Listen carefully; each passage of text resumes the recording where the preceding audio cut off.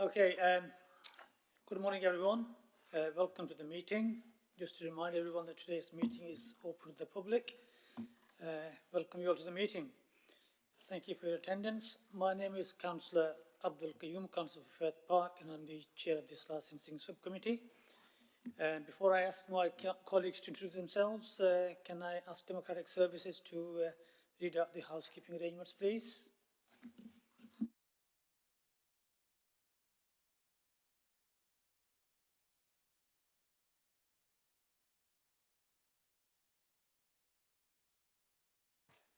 Thank you, Chair. In the event of the fire alarm sounding, please take instruction from staff and stewards. The assembly point is at Tudor Square. Please can I request everyone to switch mobile devices to silent so as not to disturb the conduct of the meeting.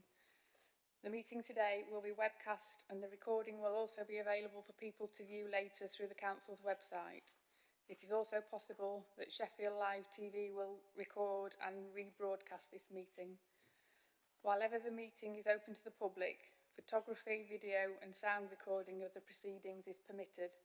However, the Chair has discretion to withdraw or suspend this permission.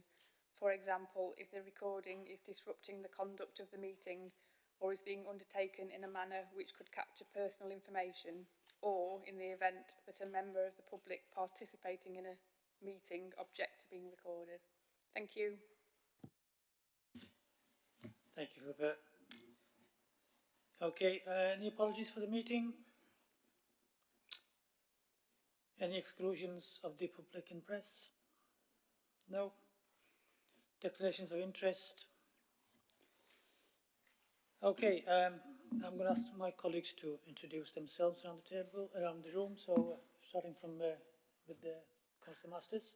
Good morning, I'm Barbara Masters, Councillor for Ecclesall. Councillor Karen McGowan for Burley Ward. Morning, Samantha Vaughan, Legal Advisor to the Subcommittee. Shimla Finch from the Licensing Authority. Philippa Burdett, Democratic Services, and my colleague who's observing, Sam Walstow. Okay, thank you. Can the applicant introduce themselves, please? My name is Saeed Ibrahimi. I'm Masood's brother who's presenting him today, this morning. Thank you. And the interested parties? I'm Mark Booth. Use your mic, please.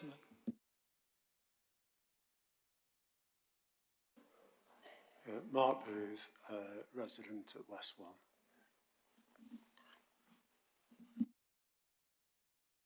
Okay, thank you. Right, can I now ask the licence officer to introduce the report, please? So do you want me to just run through the process first? Yeah, skipping it already. Yeah, I'm going to ask our solicitor to just go through the process for this morning. Sam? Thank you. Does anyone need a hard copy of the papers today? We're all good. Lovely. Right, so the hearing procedure is right at the back of the pack. So the licensing officer, who's Shimla this morning, will introduce the report. If there are any questions concerning the report, can raise them there. So if there's anything missing or inaccurate, then we can get that amended for the record. There are no outstanding representations from the responsible authorities, so we'll head straight to Mr. Booth just to detail his representations and to expand on what's already been submitted in the report. Members may have questions for you, and with the leave of the chair, the applicant can also ask you questions if they choose. We'll then head over to the applicant to detail the application, provide clarification on the applicant and respond to representations made both in the report and at the hearing today. Excuse me. Again, members can ask you questions, and with the leave of the chair, Mr. Booth may also ask you some questions as well. You'll then be given the opportunity to sum up the application, just to leave us with any final thoughts before we take the options as detailed in the report from the licensing officer. There'll then be a private session for members to take legal advice and consider the application, so you are welcome to wait in the room next door while members consider the decision, and we can invite you back in and let you know what that is a little bit later on today. The decision of the Licensing Committee will be given in accordance with the requirements of the Licensing Act 2003 regulations made thereunder. At any time during the hearing, members can request legal advice, so we can do that in open session as we are now and just have a discussion, or just ask you guys to pop next door. We'll have a chat and we'll then invite you back in and let you know what was discussed. And as the Chair said, it is a public hearing this morning that is being live webcast as well. That's everything. Thank you, Chair. Thank you, Sam. Okay, can we have the report then, please? Thank you, Chair. This report is to consider an application for a new premises licence at 4 Fitzwilliam Street under the Licensing Act. The application was received on the 25th of March 2025 and all application documents are attached at Appendix A of the report. There have been various amendments since the submission of the application, and final details as applied for are at paragraph 2.3, where it is only the ground floor to be licensed for off sales of alcohol, therefore operating as an off licence only. South Yorkshire Police have since agreed to further change the operating hours, reducing the hours on Sundays to Thursday until 2 AM, and additional conditions around CCTV, staff training, incident logs, and the management of the premises during large-scale local events. And full details of this can be found at Appendix C of the report.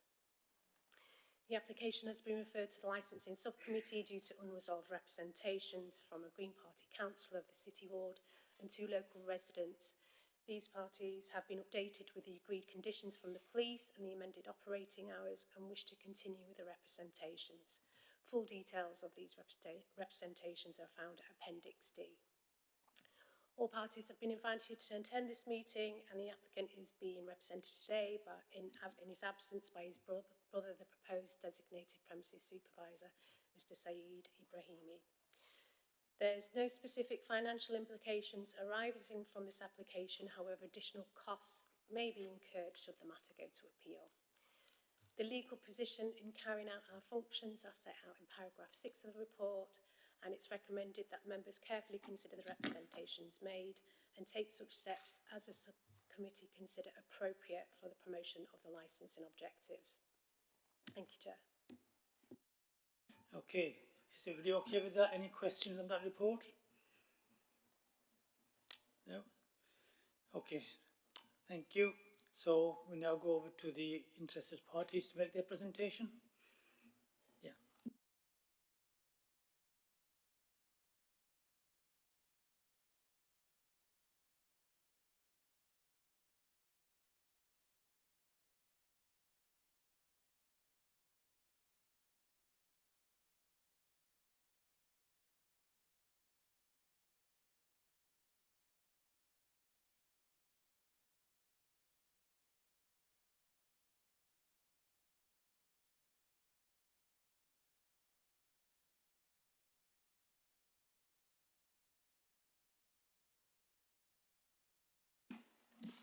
Hi.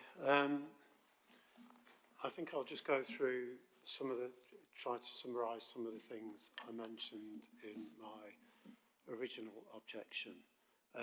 First of all, I didn't have any information about the hours being changed. I did know about the not using the first and second floor, but okay, so I didn't get any information about the hours.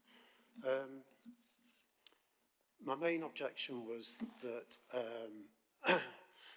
it was based on the prevention of public nuisance, and that is, in essence,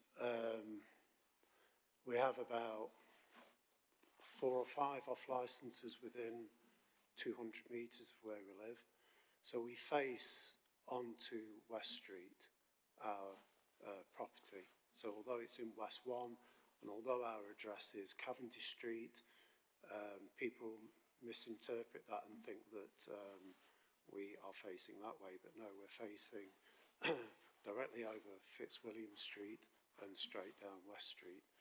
So one of the issues we face and have faced more recently, we've been there 22 years, so we've been there since 2003. And in the first few years, we didn't get very many disturbances from off licenses because there wasn't any. And secondly, we didn't get many disturbances from pubs or bars because their opening hours were something like 11 o'clock. Even where we live at West 1, revolution was just gone 11, I think half 11 originally. Things started to change, I think, with the 2003 Act, which is ironically the year we moved in. Things started to change around 2008, 2010. And I suppose at that time, if you're busy and you're working a lot, you don't really notice a lot of these changes. But slowly, the licensing law, I suppose, allowed, and I guess had to if there were no objections, for licences to be granted that extended the hours to 2, 3, 4. And in the case of some of the off licences and takeaways, up to 5 o'clock in the morning. And so that's changed the nature of living there. We know that it's a busy area anyway, but 20 years ago it was a completely different place to live in than it is now. So having so many off licences at night creates a problem, because after the bars have shut, it's ironically when you've got a lot of bars making a noise and people milling around, the noise kind of merges into one, and you know we're possibly still awake at 10, 11 o'clock at night. But once most of the bars start to close, and strangely enough some of them are closing earlier even though they've got later licence. So Revolution now closes earlier, and a couple of other bars close earlier. Once it starts to quieten down, you then get another influx of people either from Carver Street or from elsewhere, and street drinkers, unfortunately, who then tend to linger around the off licences and the takeaways that are often next to the off licences. And it's often that noise, if you've gone to sleep, it's often that noise that wakes us up, like it did last night at about 3:30, was it? Something like that. About 3:30 this morning, I could hear a dog barking. Looked out because our window faces straight down, and there were a group. They did look like street drinkers to me. They were in the middle of the road, so then that you've got taxis then pipping them. The dog was really distressed. They were arguing. They were outside the other off licence just round the corner on West Street, and so there's no easy way to deal with that, but they wouldn't be there if the off licences and the takeaway, obviously they are there because there's a lot of places that are given later licence. So that was just last night, but it happens, I'd say, every week, and there's no consistency to when that happens. So it could be a Monday night, Thursday night, Sunday night, any night. And so our concerns are that this is the closest off licence to us. It's directly below where we live, so I can see the back of the property from my bedroom window. And moving on to one of the things, the reason I've given you the map, is that I can see that the hours have been changed, but we live in the nighttime quiet area. So you can see the zone is marked in a dashed and dotted area. It's not very good, I'm afraid, the printing, but I can assure you that Fitzwilliam Street is the one going up on the right, and West Street, Glossop Road, is at the top. And so we live in West 1, and the property is 4 Fitzwilliam Street, which is within the nighttime quiet area. So my main objection, apart from the public nuisance, is that we don't think it should be granted a licence, if you do grant the licence, until 4 on a Friday and Saturday, or till 2 on the other days. And as I stated before, but didn't get any response from the applicant about the times. I think I've suggested 11:30 Sunday to Thursday and 12:30 Friday and Saturday to be consistent within that area. And obviously the main reason for that, if you start to give a licence till 4, you've got Revolution next door. Although they've reduced the hours, they could ask for longer extension. And the same as Soho, the karaoke bar within the plaza. They originally applied for 5 o'clock, I think, and were given 12:30 or 1, but actually have been breaking those conditions consistently. They're consistently open all night, but that's a separate thing for me to contact licensing about. So the drawing or the image I've given you was accessed yesterday, so it is current. Took quite a while to find it, but I've put the address there. And it's a policy NC14 safeguarding sensitive uses from noise, odours and other nuisance. And it clearly states that 12:30 should be, hours should be limited to 12:30 within that nighttime quiet area. There are quite a few different. There was an extract I put into the objection, which was an extract from Our City, Our Future, from Sheffield's a document. I can't remember the year. Safeguarding sensitive uses from noise and nuisance, and it's saying here that noise pollution is exactly one of the issues. Noise pollution can have significant adverse impacts on people's health and mental well-being. It is therefore important to ensure that people's living conditions are not disturbed by excessive noise and nuisance, including fumes and odours. Noise and nuisance mitigation measures, including restrictions on times of opening for late night users, may be a condition of planning permission. Outdoor seating areas have less opportunity for mitigation and therefore may have greater restrictions.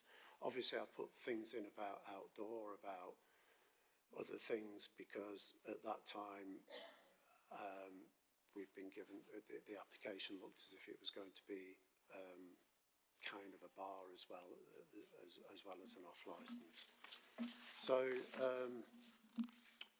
So the issue with the public nuisance, with noise from customers leaving after and congregating outside, that's a problem that already exists. And unfortunately, if there are no conditions on the licence, which there doesn't tend to be many conditions on off licences as opposed to bars, the problem then arises is that the DPS doesn't have to really do anything, and trying to get help from EPS, Environmental Protection, or from police patrols for people that are drinking in the street is really difficult. Even though we've got a PSPO, it's not easy.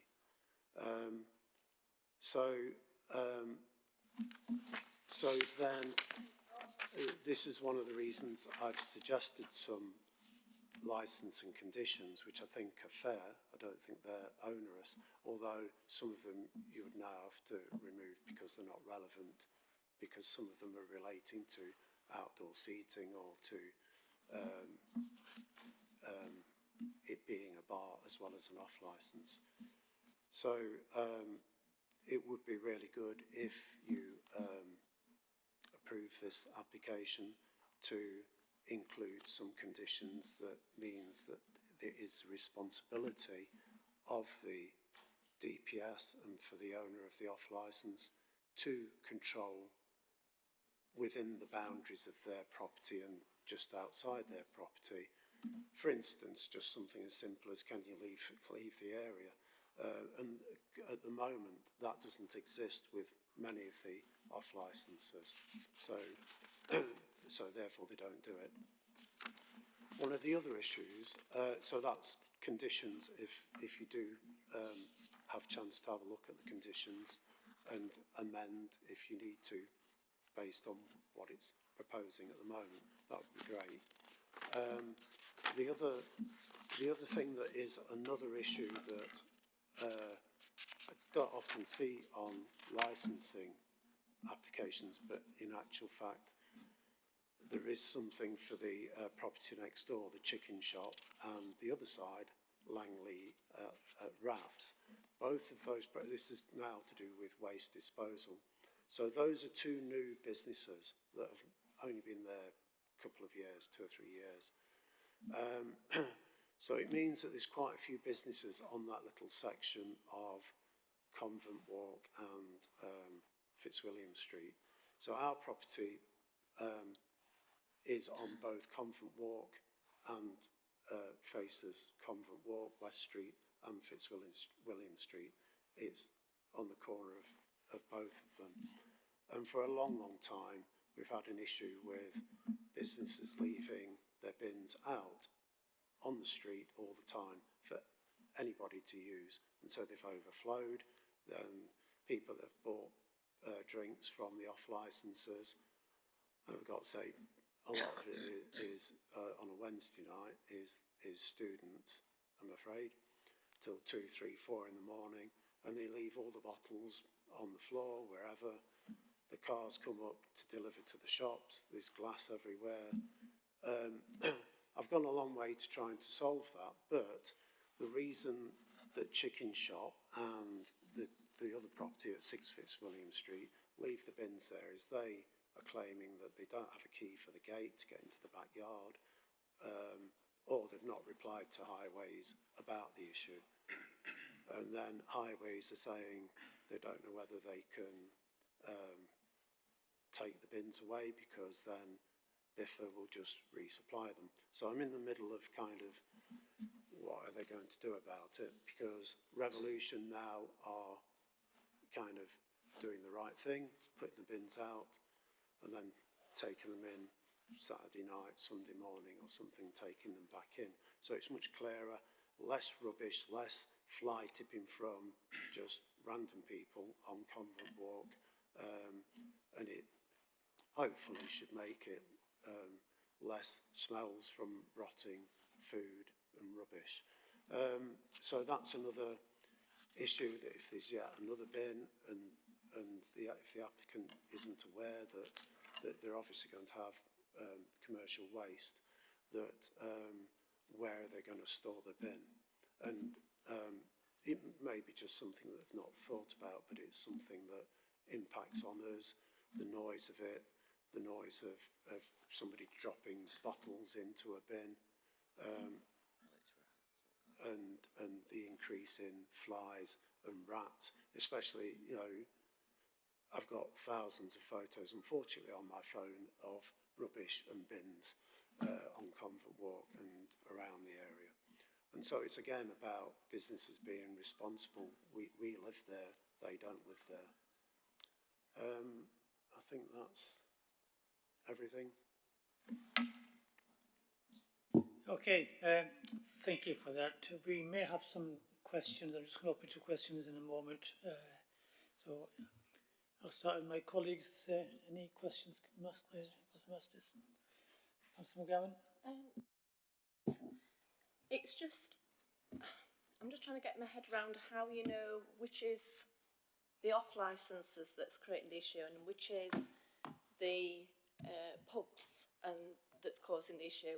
Because am I right in thinking that there's a supermarket, is it a 24-hour Tesco's around on there? No? Because I thought there was something where they could get alcohol from a supermarket on West Street. Not from Tesco. Tesco closes. Oh, does it? Right, okay. I think 11. All right, I thought it was a 24. It might even be before that. Right, okay, thank you, that answers.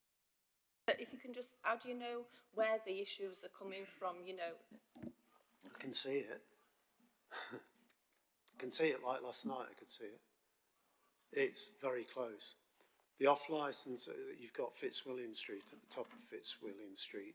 If you turn left, you've got Aslan's and then Bargain Booze, I think. So it's literally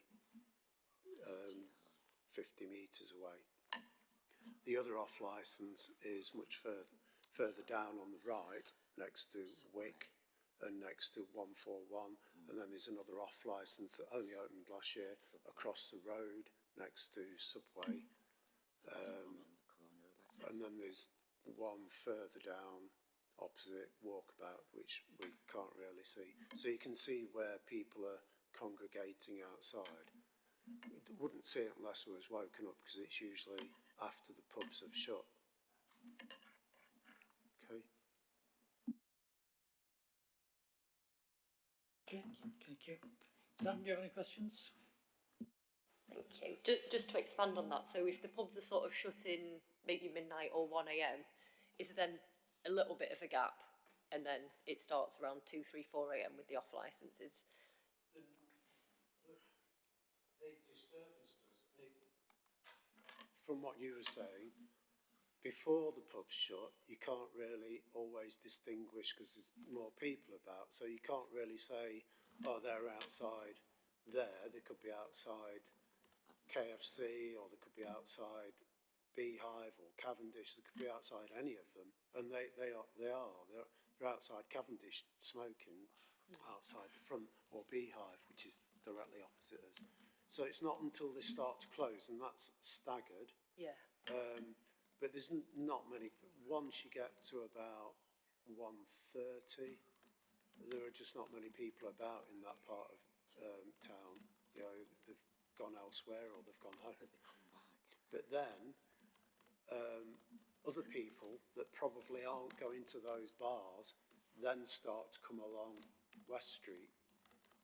And then in the very early hours, that's when I don't know where the street drinkers have been all that time, but that's when they arrive, and then they start to camp in our plaza area. So we've got a regular visitor where we live. So it is. You have to live there to sort of understand how it works, really. Yeah, the dynamic sort of Yeah. shifts, like you say. Yeah, You've got it does. people that have been out enjoying Yeah. the nighttime economy, and then Yeah. the street drinkers almost wait for them to leave Yeah, they definitely and do. then come out. Yeah, Or if I could just tell you, yeah, go on. when they come up from Carver Street, Yeah. or that, they're going to KFC or Yeah. Aslan's, Yeah, and there's congregation there. Yeah, Like when 6 in the morning sometimes. Yeah, this is the thing. They when they come up from Carver Street or wherever they've been, I'm assuming Carver Street because it's open later.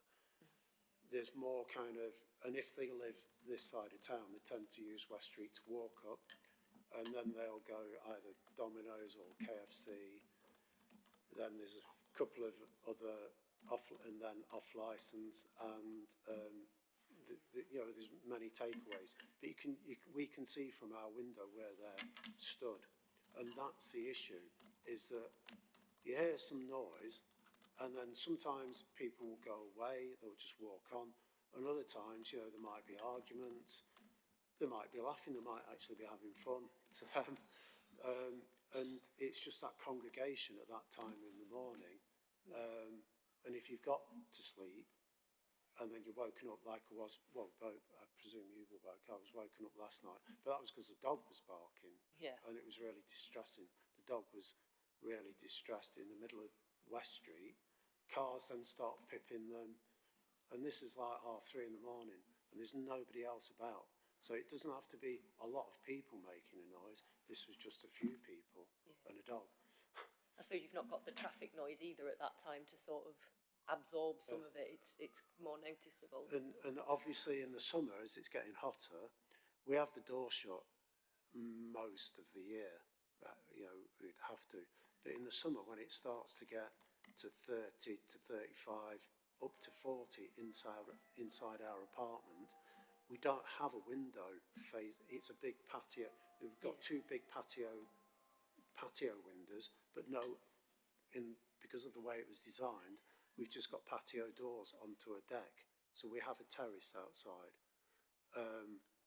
And so we have to open a door. We can't open a window. Yeah. So sometimes in the summer, if it gets that hot inside at night, we have to leave the doors open. But I try not to, because then it's like somebody being in the room with you. Yeah, I can imagine.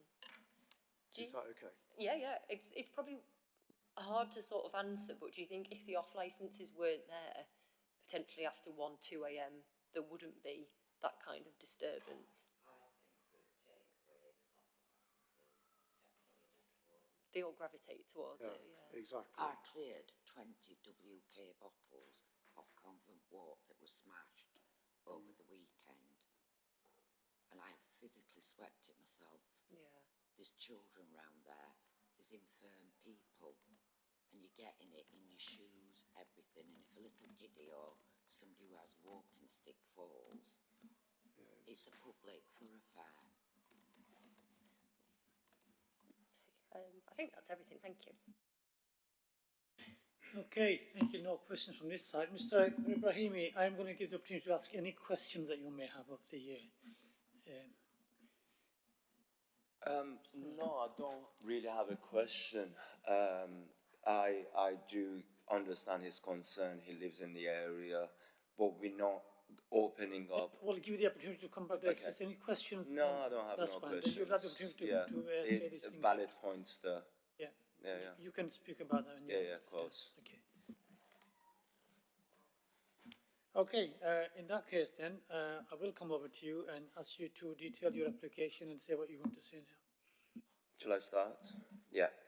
So I do understand his concern about the noise, about the off license in the area, which is quite a few off licenses there, but we are not aiming to be one of those off licenses, as we currently hold an off license on Ekese Road, which was recently opened about a year and a half. There is also Lounge 418 on Ekese Road, which I own, and it's been about 3.5 years. My license is till 11 o'clock, and we close at 11 o'clock. We don't get any more customers.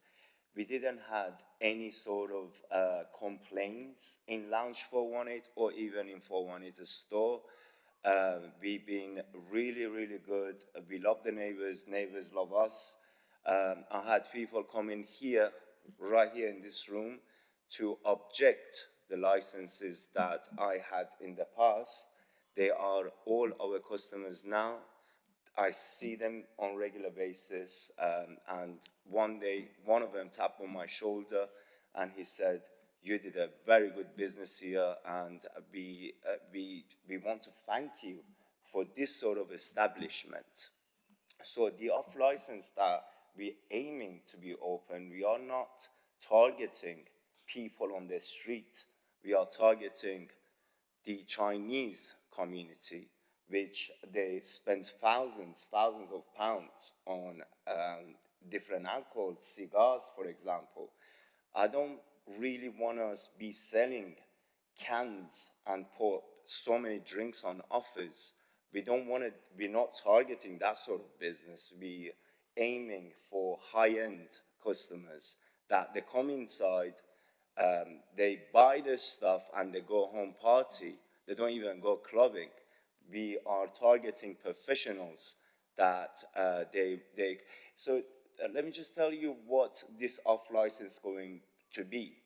Have you guys been to duty free in the airports? You go through duty free, there is very premium drinks, there is a cigar section, there is a set of gifts that you can get for your loved ones on the way out to go on a holiday or back home.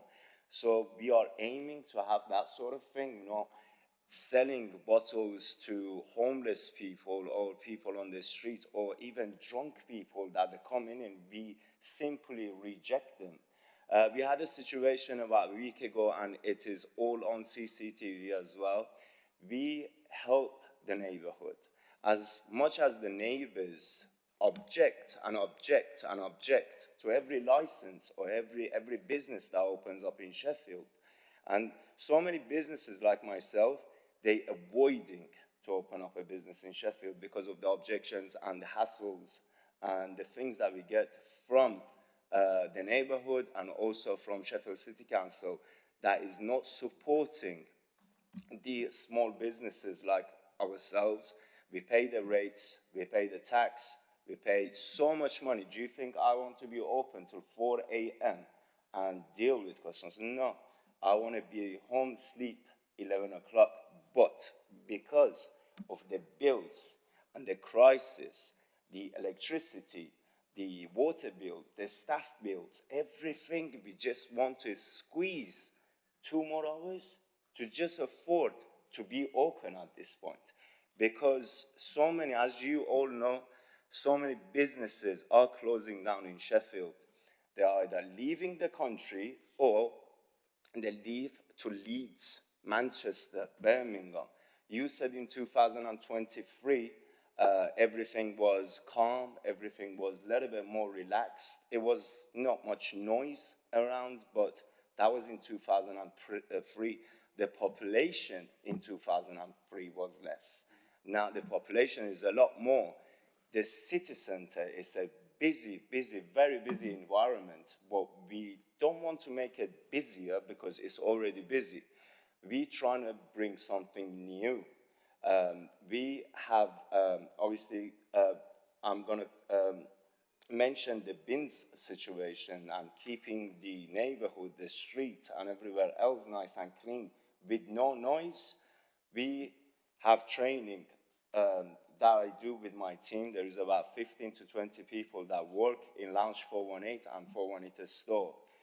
We have very good team that they avoid any sort of like arguments or anything to do with outsiders, and also there is checks that we need to do on a regular basis as well to make sure everything's just how you want it to be.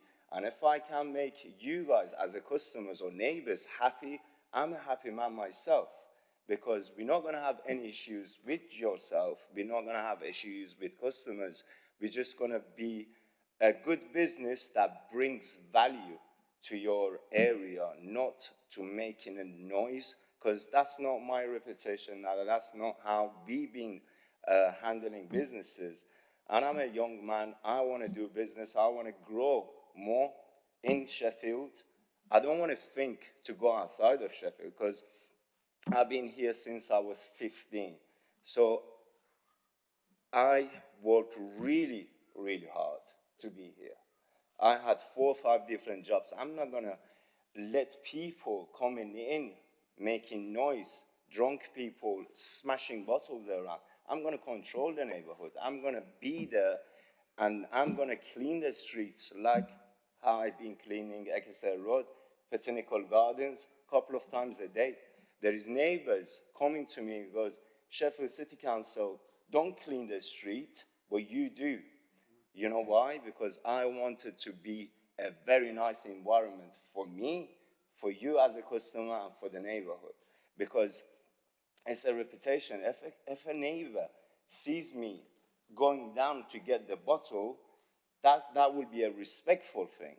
But if they see like people like pouring bottles around or like shouting and screaming, I say, there is neighbors there. What would you do if someone was shouting outside your door and is screaming? You're trying to say, like, there's neighbors there. Calm down. We train people. We also, we have, like, there is a pop watch that I attend every month, which is on Eccleston Road, Bramwell Lane sort of area. Well, I and my brother do anything to have a safe neighborhood, noise-free, because we not like, we don't go scream, or we don't try to like get involved in any sort of like outside of place sort of conversations. We're trying to do our thing, close the shop, go home, and you guys happy. If you need anything, you come down to our place, because it's different, it's nice. There is things that you can get, and you can get from us that you can't get it from anywhere in the country. So we're not going to sell whatever the off-license on the West Street sells. We want to be different. And that's exactly what we have been doing across all of our shops. From Aberdeen Road, that my dad owns the shop, and it's been about 15 to 20 years, no issues, absolutely nothing at all. Lounge 418 for 3.5 years. amazing reputation. Over 900 five-star reviews on Google. You can all check it out. You can visit us at any point and see what we have done, and you say, you guys are different, go for it. We're not going to support you, but we're also not going to push you away. Because what the neighborhood and Sheffield City Council does to businesses, they don't support at all, but they push businesses away. And this city, compared to what it was 15 to 20 years ago, it is getting a little bit better than what it was before. Not because of the drunk people, not because of the neighborhood, but because of the businesses, because of the off licenses, takeaways, supermarkets. Do you know how difficult, how stress-free, how pressured it is to open up a off-license, a restaurant, or a cafe? You don't want to be in it one day. But we go through all of that to not be on the street, to not be on the benefits, to not take anything off anyone. We work super hard to get paid. Pay the tax, live a happy life. That's all we're doing. And I have cut down on the hours as well. We wanted initially to be open to 4 a.m. Not again for homeless people or people on the street, for people that they want to spend their money. The Chinese community run out of Sheffield for the last 3 years after COVID, because Sheffield University and Hallam University ranking gone down. So even though if we bring something to the neighborhood and they say, oh, Sheffield is improving, Sheffield is similar to Leeds, Manchester, they start coming, they start investing money, they start spending their money in this country or even in Sheffield. But if we keep business away from Sheffield City Centre, the bars away from Sheffield City Centre, no restaurants or anything like that, who's going to stay in this city? I'm not. I'm a young person. I leave. I sell everything that I have. I leave the country, I leave the city, and I can't start. If I started from 0 3 times in this country, trust me, I can start from -0 again, and I can't reach what I want, because I've got passion and I work hard. But this is it. I don't think I will add more noise into the neighborhood. I don't think I put rubbish outside of my place, because I'm a responsible person. I train people. I never had any sort of noise issues in my places. There's 3 418s on one street. Never had any sort of complaints from Sheffield City Council or from my neighborhood. But they all said, well done, well done, well done. And I'm going to do exactly the same at the new off license, and I will guarantee and I will take responsibility for everything that I do there. And I don't think it will be, I'm 100% sure it will be another off license that is 2 meters or 50 meters down the West Street. It will be something completely different, and it will add more value to the neighborhood. It won't affect in noise, dirt, or even anything that you guys mentioned. It will be just completely different, and I guarantee you can put them on conditions. If I have any sort of complaints, you guys live next door, so you see us once we open, you will see us once we start trading, and you will see us in about a year's time as well. If you have any objections, then if I don't do my job right, you can still send Sheffield City Council emails and letters, and then we will deal with it going forward. But right now, the 2 hours or 4 hours extension that I wanted to keep the doors open a little bit more, it's just about the bills that you got to pay. It's so much. My electricity bill is about £4,000 a month. Crazy. I rather keep £2,000 in my bank, my pocket, and pay the £2,000. But there is no ways that we can do that. The electricity and gas and water and the staff bills are extortionate. Those 2 hours will pay one of the bills. I don't get 2 free staff to work there because we can't do ourselves. So I will be in the place myself, same as my brother. It's a family business. Now I'm sitting down here, my sister is a lounge 418, managing people and also managing the staff and making it easy and relaxing for everyone to enjoy the time in my place. But this is how we do it, and we have a very good reputation across our profile. There is no issues, and there never will be any sort of issues, and I guarantee that. If you have any concerns in the future, come to myself, and I will do my best to sort it out. If I don't do anything about it, then you know where you need to go. But trust me, I will take responsibility, and I will make sure the neighborhood is safe and there is no noise or there is nothing that is your concern.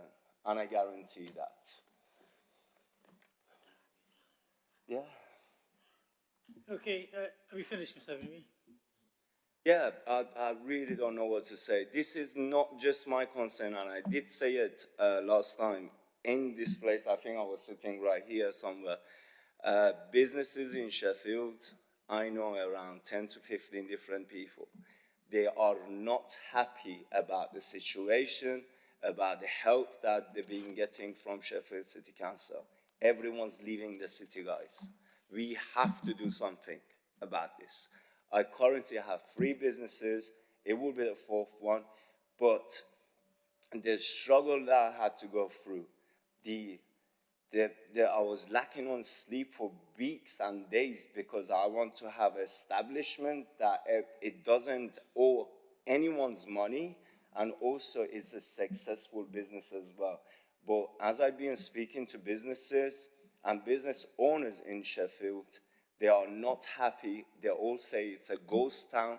They all say it's quiet. They all say there is no money to grab in Sheffield. Go to Manchester, go to Leeds, go to London. But if you go to Manchester city centre around 11:30, if you want to go to a restaurant, there is no restaurants available for you to eat because they're all super packed. They're all so busy, and they're all making money, and they're all happy. But in Sheffield, you go to restaurants, there is no one in the restaurants. You go to a cafe, there is 2 people having a coffee, they're not spending money. But Sheffield, it's just been like this for the last 10 years, and potentially before that. Businesses are leaving the city. If you, as a neighbor, don't support me, the value of your place, it will go down. The value of the city will go down, and it will be no one in Sheffield to live and to spend the money. They just go different cities. Simple as that. And I will be, if I keep getting what I get from Sheffield City Centre and the neighborhood, 2 more years I'm here, and then it will be no sign of us here in Sheffield. But we bring value, we bring money, and there is people happy, staff working for us, getting paid, and there are no benefits. They all paying tax. So we are actually doing something for the neighborhood and the economy.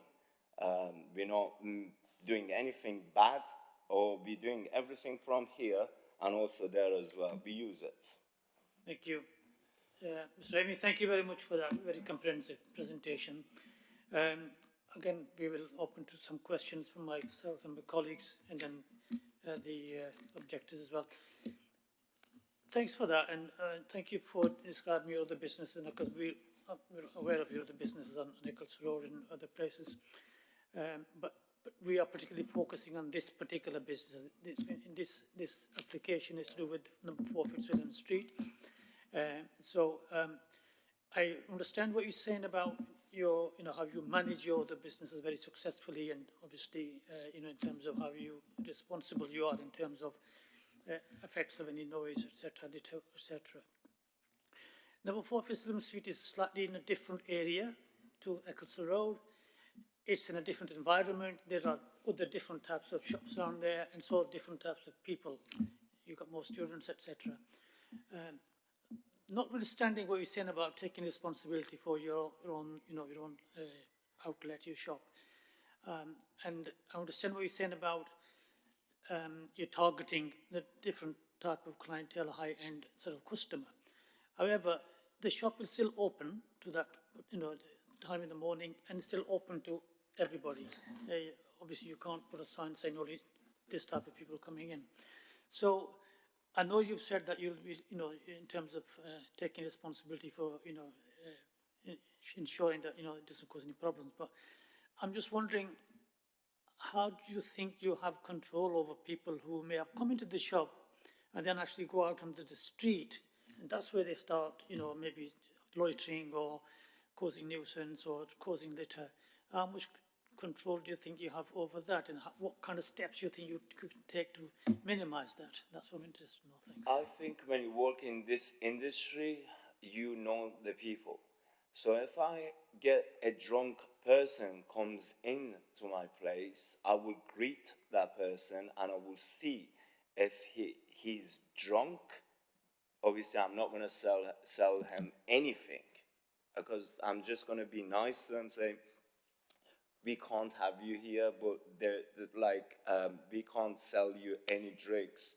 We will keep the noise down. We will control we will control what's going on between us, and we will nicely reject that person from our place. And we have done that in the past as well. We have been rejecting people that we don't want to serve, and by just being nice to people. But if I start saying, I'm not going to have you here, get out of my place, then obviously that will causes another issue, and then that's going to escalate higher. So we're just going to keep everything super low. And sometimes I even, if I have a drunk person comes in and starts screaming and shouting, it's just the body language that you use, the way you talk, your tone will calm that person down. Because when you get drunk, you're either very aggressive or you're very calm, or you give love to each other. But to keep that in the middle, it's just the way you talk to people and the way you get them out, or the way you serve them, that will change the whole thing. And if I keep seeing someone that creates an issue, I will ban them from the place, and we will not let them in ever again. Simple as that. But again, as I said, my target is not the drunk people that they spend £1.50 on a can of beer. We are targeting Chinese customers that they're spending thousands on bottles of drinks and cigars. And those people, once we start building a relationship, they don't really come down to buy anything. They just call us up. They will purchase over the phone, on Uber Eats, wherever they are, and we will deliver whatever they ordered to them as well, so they don't even need to come down.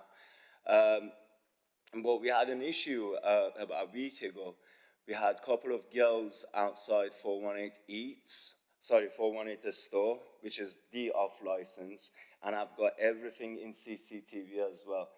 The video that we took, it's got over 70,000 views on TikTok. A lady was very drunk, and then she fell down and she banged her head on the curb where the pavement is. Blood absolutely everywhere.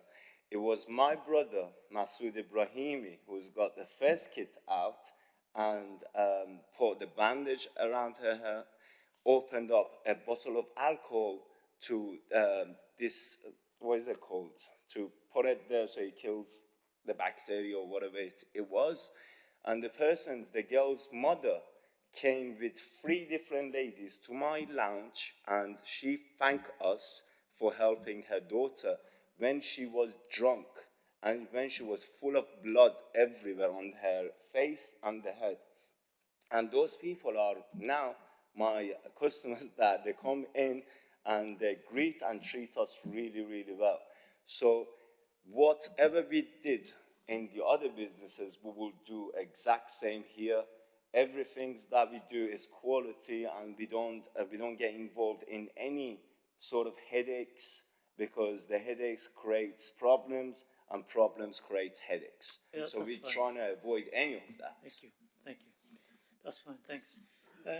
So I'm going to ask my colleagues if they have any questions. Councillor McGowan? I think you've already answered this slightly. I just wondered how you felt about the residents asking for an even further reduction in hours. I know what you've said about the money. It just makes it super difficult for me as a business to trade longer. So we will obviously, now we got the place, we have spent so much money in the interior, we start buying the stuff, but it just puts us in a very tight, difficult position if we can't trade a little bit longer. The business rates in Sheffield, last year we did get a small business relief.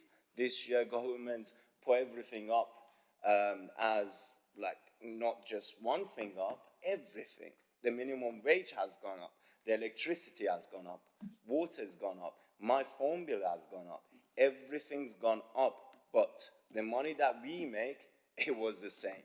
Nothing improved on that side. So me as a small business, I'm cutting down on the profit that I'm supposed to make because I can't trade longer. Okay, so there is more money for us as the owners, so that means we give it a year, we give it 2 years. If we can't trade, we're not going to survive. Thank you. 418 Eats has been open for 1 year, 4 months.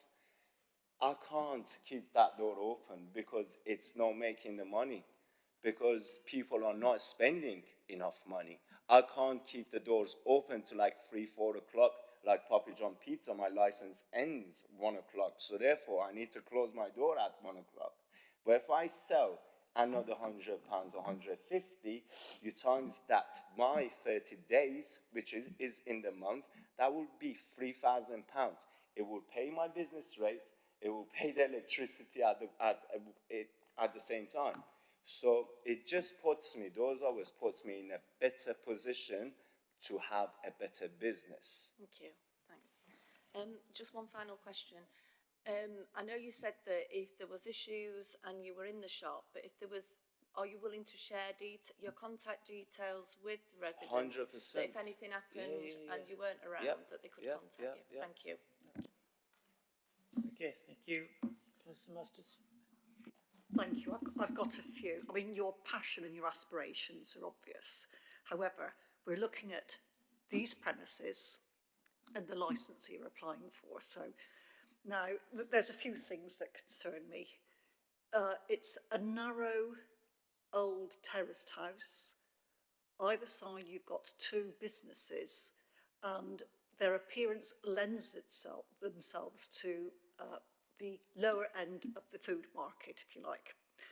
You're claiming that you're going to offer a prestige service with prestige sort of goods.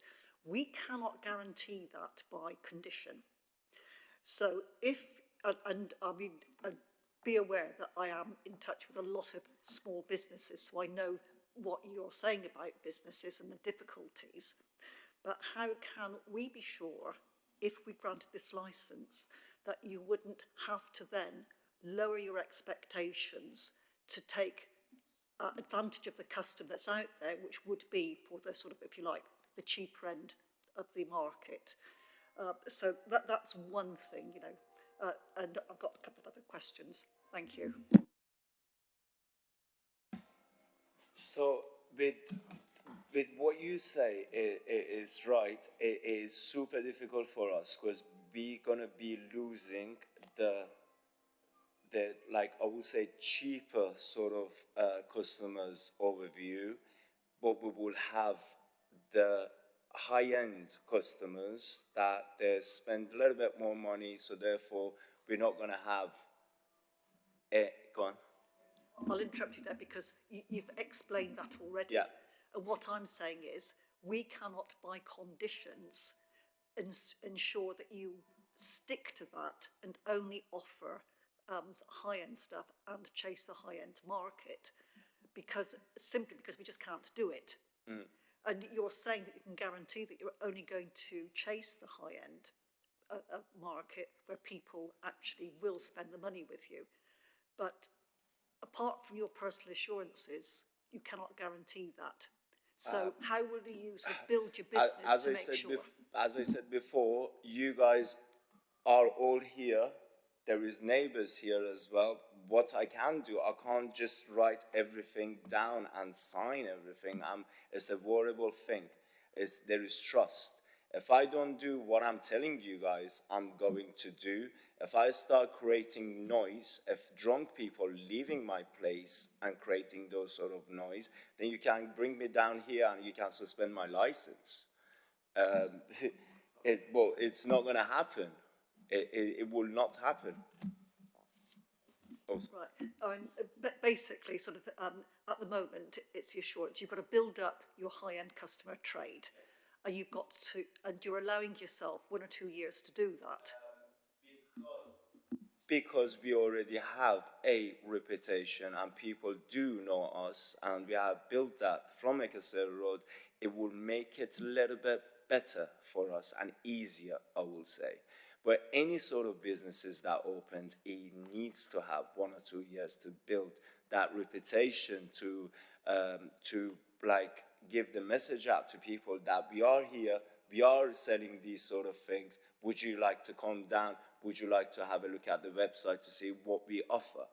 But this is what we can do from other ends. But yeah, that would be it. You say that you're chasing the Chinese market especially, and yet we all know, and you've said it yourself, that the Chinese student intake by the universities is going down quite a lot. So if you're going to pick up custom from there, you're banking on the fact that there's going to be an extra Chinese influx into the city. How much of that is part of your business model to sort of create the high-end market? I will say around 70%. We'll be aiming, and we are working with Alibaba, which we gain everything from China. Like all of the interiors is coming from the thing, and then we will speak to the people that work in Chinese community and we'll bring them down. We'll take them to different places. For example, Lounge 418, we'll bring them down to the new place on West Street, and we'll ask them to share it with the community, tell them where we're based. So that way, once we find a couple of people in the Chinese community and they are aware of us, then the whole community are aware of it. Like, for example, that's just an example that I'm using from Lounge 418. We had a couple of people coming in, Chinese, 2 couples. They've been keep coming in to experience everything, and they brought us around 30 to 40 people. So that's how Chinese community are together in this city, and they don't hang around with different people from different country. They're all together like that. So if one person knows about us, then the whole community will find out. But it will take time. It will take so much work, but I'm here to make it all happen.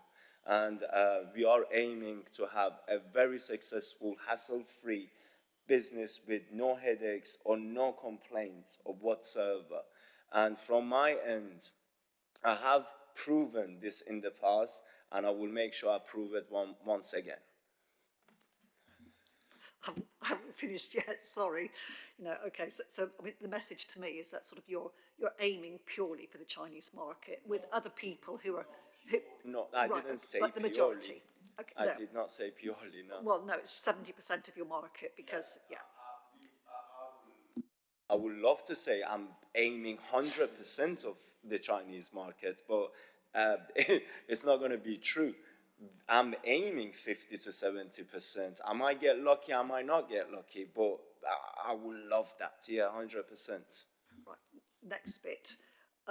You mentioned earlier that you were assuming that you could deliver. So that means vehicles to your premises, maybe sort of early in the morning. So how does that factor into There the is noise? no way that you can park outside the premises. So there is a car park which is 10 meters down, and there is the division street which got the car park on the side of it.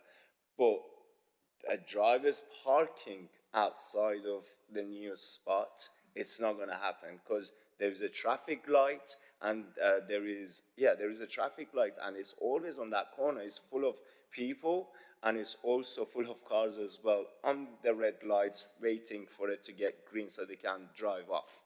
But again, the delivery platforms is for any shop or any sort of takeaways, restaurants, bars, whatever, that they're aiming to deliver to customers. But it's delivery driver's responsibility to park the vehicle somewhere safe so it doesn't get a ticket, because in Sheffield City Centre, you park your car somewhere appropriate, then the next minute, 10 seconds later, there is a ticket on the car.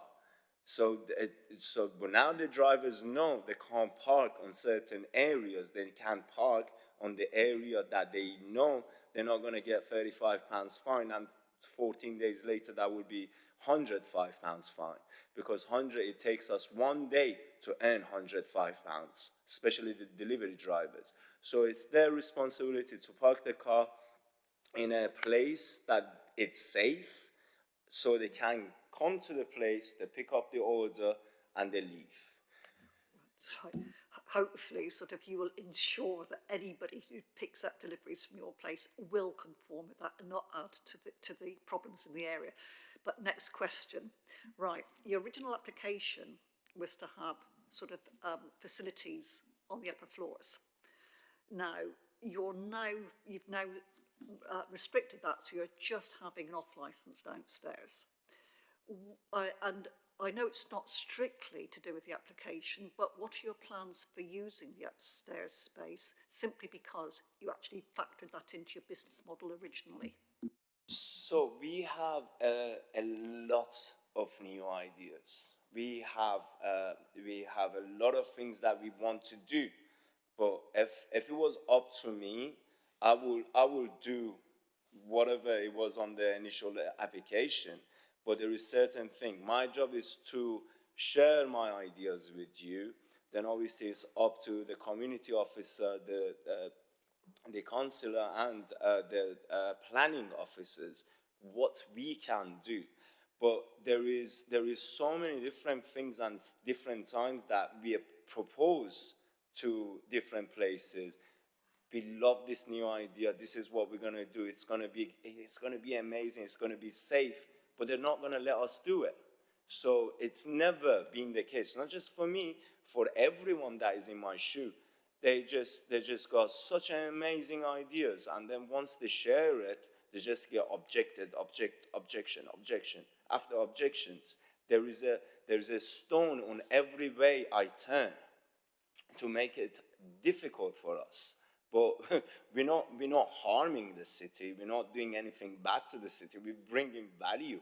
There is people coming from Manchester, Leeds, and Doncaster. We've already covered it. But I know. We're only here to look. I have to say let me things. speak. Yeah, we're only looking at the application as it is now, so we don't really need to go into. No, that's to any fine. But my future plans. English, the way I speak, is it's not as perfect as you guys. So sometimes I have to cover different areas to give my the things that I want to say. I want you to go into what doesn't No, need to I be totally considered for your understand that, sake. but Yeah. I have to say what I need to say.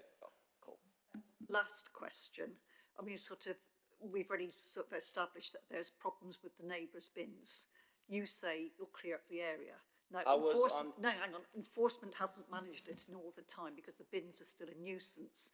How can you ensure, because you've assured us that you will get it sorted, but how can you work with the two businesses either side of you to stop the bins being a nuisance and presumably sort of adding the nuisance to yours if you have the same problem with accessing the back? I have contracts in place with Biffa and I have a very good relationship with them. I currently I need one general waste bin, which is just one bin. We don't have any sort of rubbish that goes into the bin, but obviously because of the things that it's like the rubbish that we create ourselves, whoever's working in the place, we have to have a bin for ourselves. And we will take the responsibility for that bin, and whatever belongs to us, like what I do when I open up my places, I will walk around outside. We make sure there is no bottles on the floor that comes from my place. Even though if it doesn't come from any of my places, there is a bottle on the road, it's my responsibility to go down, get the bottle, find a bin to bin it. And that's, I think, every one of us do in this building. You see something on the floor, you pick it up. Well, it's my responsibility to make sure everything that I create in my shop, it goes straight to the bin, and Biffa services will come and take it whenever is the time for them to take. Right, now, sort of on the website, sort of the passage to the back is quite narrow and gated. Now, if your bin is the wrong side of the gate, or the bins from the two neighbouring businesses are in that passageway, you're not going to get through. So this is the concern, I think, that sort of the residents have. It's just going to add to the problem, as opposed to you being able to solve the problem by making sure that everyone has access to the back. And I think that's what I was hoping you'd address. I will make sure the access is there for everyone to get to the back, the alternative, the person that needs to get to the back.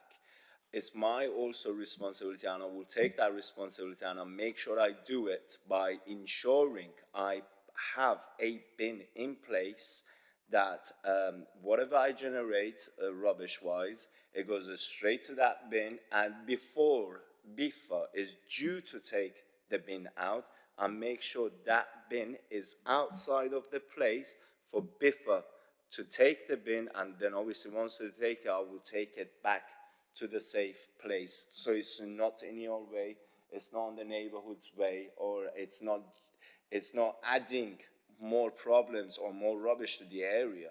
I'm not here to add more rubbish or more noise into the neighborhood. I'm here to bring value. I'm here for you to not walk all the way to Tesco's or like the other off license. You come and knock my door, say, can I get one of those? And I'm more than happy to do that. But as I said, a relaxing environment that is safe for you, for me, and for the customers. Thank you. I think it's a case of it actually achieving what you aspire to do, but I've no more questions. Okay, thank you. A lot of questions there from colleagues. Over to Sam. No? Okay. Okay. I am going to give an opportunity to residents. If you have any questions, please. Not, obviously, we don't want long statements, just questions. If you have any questions at the moment of Mr. Ibrahimi. I don't want a long statement. You can have some up afterwards, but any questions at this moment, if you have any. Yeah, okay, I won't refer to paying tax. I was going to mention we've been paying tax since about 1974. So anyway, you mentioned that 70%, well, first of all, were you aware that we live and the property was within the nighttime quiet zone? No, I wasn't aware where you were exactly where, but I know that you are closer to the place and you had objections and you live in West 1. I don't know if it was the quiet area, because in Sheffield city centre on the weekends or even during the week, it's always busy. It has been busy for the last 20 years, and it has been busy in the last 40 years. I wasn't here, but I can guess it was busy. But Okay. it's just a busy neighbourhood. Maybe I think you've misunderstood what I'm saying.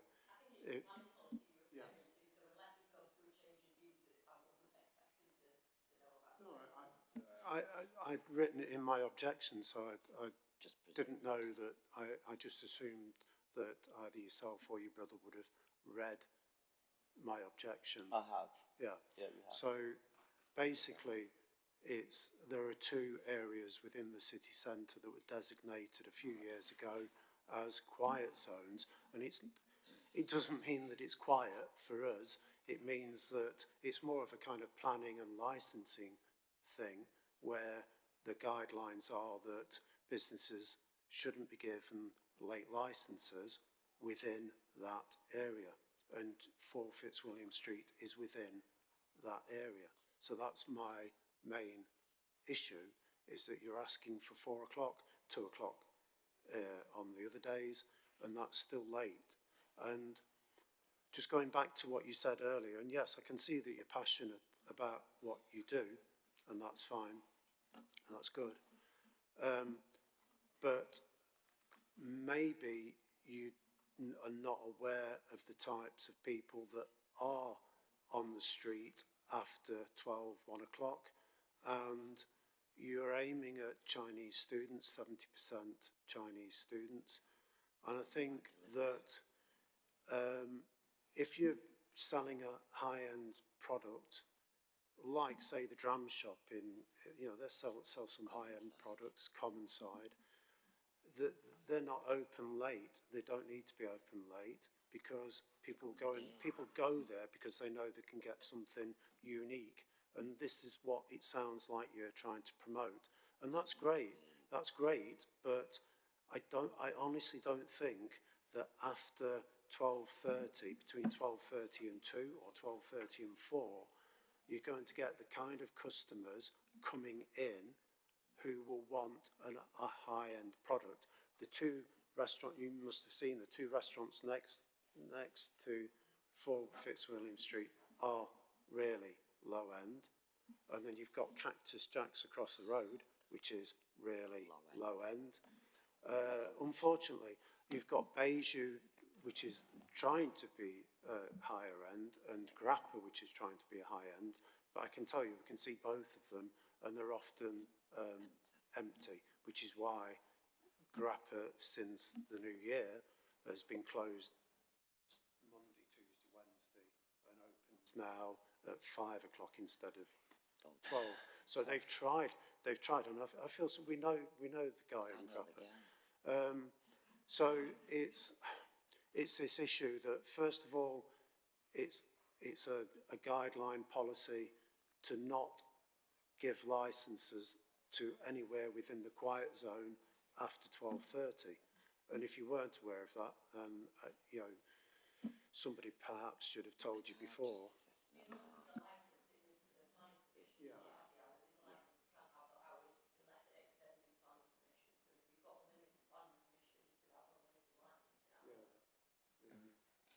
But this place has never been a place selling alcohol. I used to. In that, please. So we'll get an opportunity to sum up afterwards. The second thing is, if this license is given, would you accept some of the conditions that are relevant to the off license, especially the condition which I said was number 19, the DPS would make a proactive approach to noise control, regularly checking outside the premises. Would you, if this license is given, even if it's given to 12:30, would you accept relevant conditions that I've suggested? Can you just repeat the conditions, please?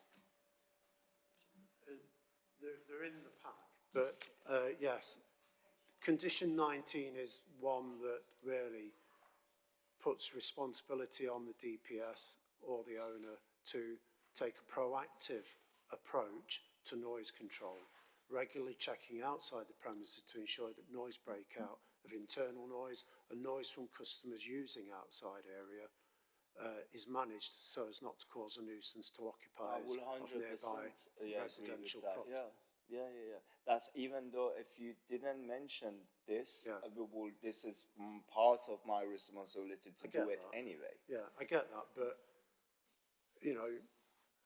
Councillor Masters has said, yes, you've said a lot of things and a lot of good things, but but a lot of places don't have those conditions. And when we've got issues with them, if we go up to the door of a bar and say, could you just turn the noise down, you'll get somebody there who's not the DPS, somebody who's worked there for a week and said, no, we can do what we want, we can have, in fact, that's what we were told No, this is from the not bar the next way door. we approach it. No. No, I know that, but we don't know that until we're in that situation. So that's why conditions are quite important. No, And they're I not, agree with it's that not condition. onerous, it's not saying you've got to do something different. It just puts the emphasis on the owner rather than the resident. Because if we know those conditions are there and there isn't any problem, then we've got no reason to make any complaint. Yeah. So that the two things then, 12:30 closing, conditions. I'm a bit concerned about the waste disposal because when I spoke to one of the Biffa guys when they were clearing up, because they, and I'm not saying this is any of the businesses' fault that bring the bins in, but those that leave it out, it attracts like. It's like a broken windows syndrome, and it attracts other people to leave their rubbish. Kids, students leaving the bottles, they congregate there. Basically, what they said is, well, that bin won't fit through that door. So chicken shop's bin is too wide to fit down the passage. So we never got to the position where I said, well, can't you tell chicken shop to change the bin to a narrower bin? Because Revolution have got plenty of bins, the smaller bin size. So they said also they didn't have a key. I can't get involved in their contract with whoever owns the land or whoever owns the building. But so that's the only issue is you might find when you get there that you're not allowed a key for some reason or the, yeah. Okay, yeah. But it was just an issue. It was just an issue. Yeah, I do. Yeah, and one of us will be all the time there, and if you have like you or any of the neighbors will have anything to do with rubbish, the noise, uh, I will be the person that you need to speak to, not a member of my staff. It will be either me or Masood, and we do take responsibility of whatever happens inside of the place and also outside as well. And I make sure I check down regular basis every day, many times a day, not even once or twice. It's part of my job role to check. Could I just give some relevant Yeah, of course. points, what has just come to my head? Yeah.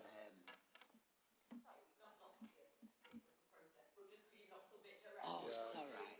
Yeah. So, when you, no, it's like, you said about Uber doing deliveries and stuff. We have a massive problem with delivery drivers already. Okay.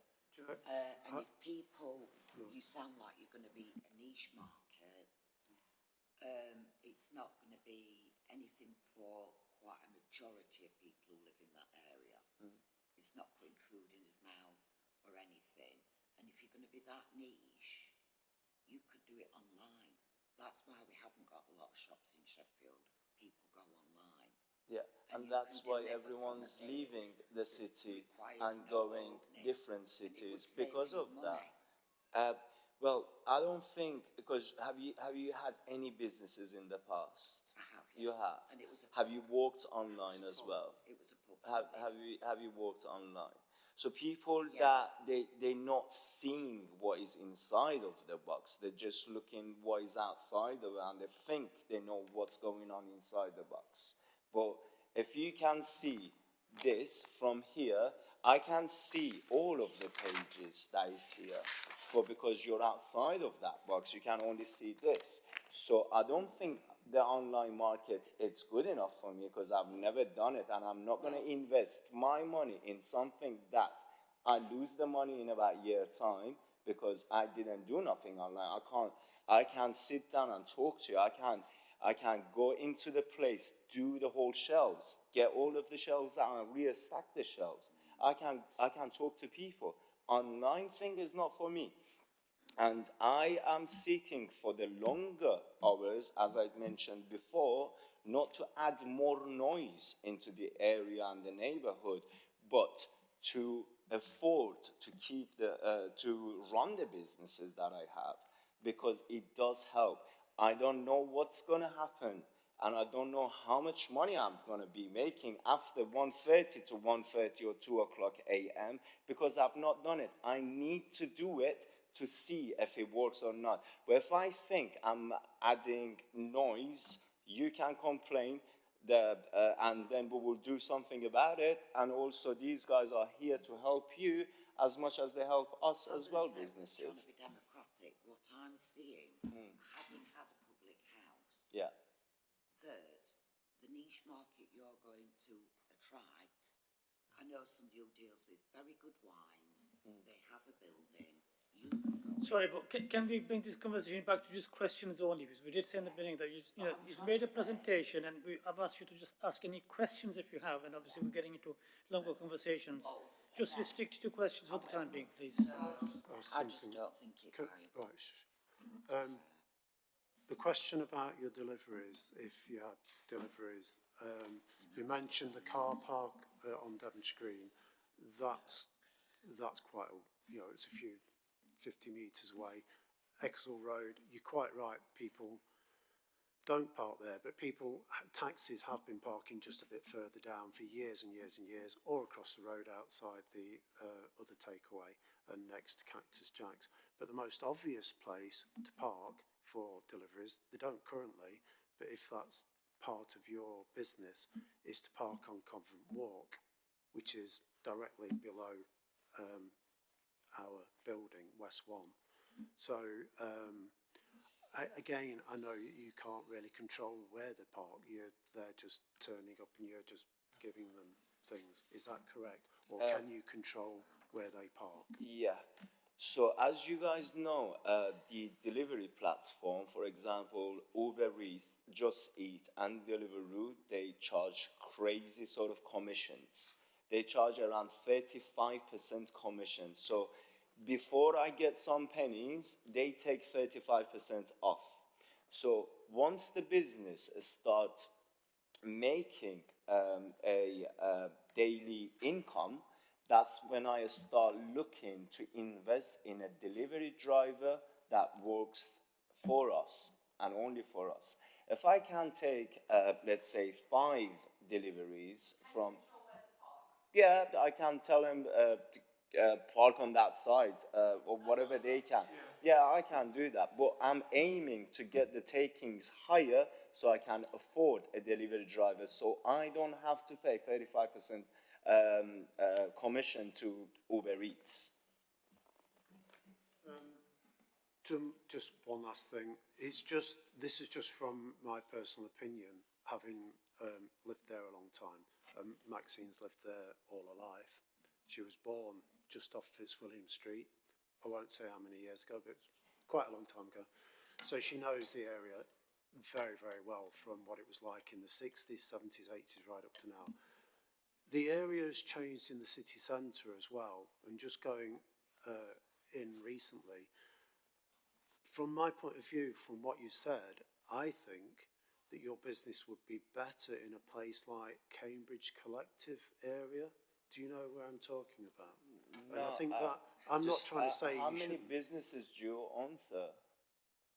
Sorry? How many businesses do you own? I don't You currently own don't? a business. Okay. Well, it's very difficult to be in any sort of business, from a takeaway to an off license to a bar or anything like that. So it's just super difficult.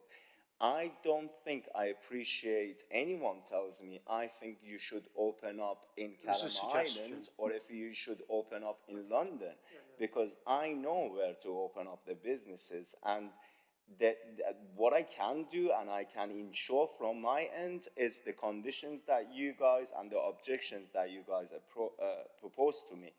But I will do anything in my power to have a really nice neighborhood and environment, but I can't go leave this location and go open up a shop on Fair Park. Do you get what I mean? It was just a helpful suggestion. And yes, I have had a business, And 35 years ago, It's I, changed. I sold to 4 Fitzwilliam Street. I had a business in Sheffield in the 80s and 90s, and I used to sell to 4 Fitzwilliam Street. It used to sell wool and knitting patterns and things like that. So yes, I've had a business. Thank you. It's very difficult compared to what it was before COVID-19, which was in 2019, and to current date, which is 2025. Everything's different. Yeah. Okay. The way we live is different to 2019. Okay, is that it? No more questions, Mark, yeah? Right, thank you. I think we've had quite a good round of questions for Mr. Ibrahimi. Ibrahimi, finally, only if you want to, just and very briefly, please, if you just want to sum up and say anything else you want to say before we ask you to. The sum up, I will still wanting the hours that I not initially, it was 4 o'clock every day, but I'm seeking and I really want the hours that is on the application, that is a Monday, Tuesday, Wednesday, Thursday, and Sundays till, Sundays was at 2 o'clock, and then Fridays, Saturdays to 4. And then I did say we're not gonna leave drunk people to come inside the place. We happily object them in a nice manner, because I do know and I'm aware of how drunk and loud people can get once they reach 2, 3 o'clock a.m. They want the drinks, but we will reject those people. And I will agree with the conditions that the gentleman says, and I will do it. I will do checks, I will do trainings, I will do anything to not have any sort of complaints from you yourself or any of the neighbors around. I'll make sure the bins are, I'll take responsibility on the bin side, and I will make sure it's not in anyone's way, even though if I see any sort of rubbish, or even me, member of my staff, sees it, it's their responsibility, it's my responsibility to pick it up and make sure it's like it's clean, like how I have been doing it for the other businesses. I will greet and treat the same for this one. And the hours that I have on the application is, as I said before, it just puts me in a better situation or position to trade and to keep the doors open more, so I can afford whatever comes my way. Not whatever, because sometimes I can't afford, but they're just the bills that I need to pay and I need to keep in mind. But I do not want to work 17, 18 hours a day. I want to be like home sleeping like you guys at 11 o'clock. But I'm taking this and I will make sure it's under my watch and I take the responsibility for it, whatever happens in my place and outside of the place. And I hope you guys agree. Okay, thank you very much for that. Thanks, Mark, also for coming and making your presentations. I'm going to ask the licence officer to give us the options available to this morning before we ask you to leave this room. Thank you, Chair. The options open to the committee are 1, to grant the premises licence in the terms requested, 2, to grant the premises licence with conditions, or 3, to reject the whole or part of the application. Thank you.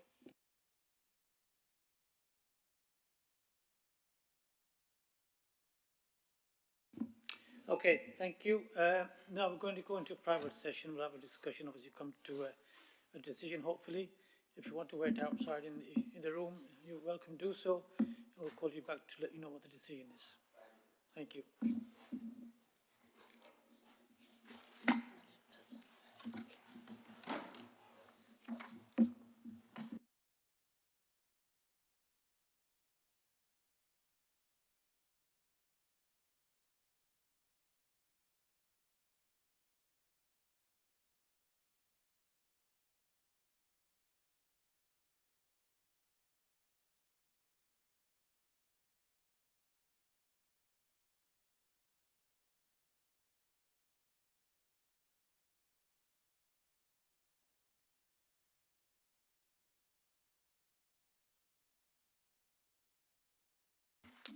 Okay, thanks again for coming this morning and making your presentations.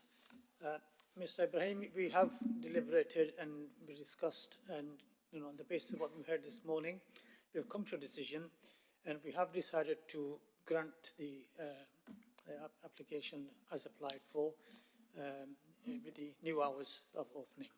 However, we are going to put a number of conditions on. These conditions are on page 48 in the pack, but obviously they'll be given to you in writing.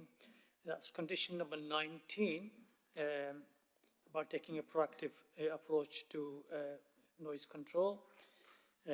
Condition number 23, just displaying signs inside and outside the premises requesting customers to behave in a quiet manner. And condition 25, where you'll be required to provide a direct telephone number whilst you're on the premises, or for the manager, for people to contact if there's any issues. Is that okay? Okay, thanks again for coming in. Thank you. Just to round up, sorry, just the boring bit again from me, that seems to be the reason I'm here. Just to confirm that everyone has a right of appeal against today's decision, because the hours have been reduced and conditions have been imposed, and as you guys know, because it's the decision that's gone against your representation. So you'll obviously receive a notice following the hearing setting out a summary of the evidence before the committee and how members reach that decision, and then the last day for appealing to the Magistrates Court, should you so wish. But I want to thank you all for your time this morning. It's much appreciated. I know you're all very busy. Thank you. Possible to ask the councillors something? I just wondered why you've come to that decision to grant the licence until 4 on a Friday and Saturday. Is there any particular reason why you've granted it? Well, we've granted it because we know that that is an area where there are a lot of shops that are late opening. It's a well-known area for late opening shops. Some of them are 24 hours, and we feel that that's the right decision. Even though we're in a quiet zone? Yes.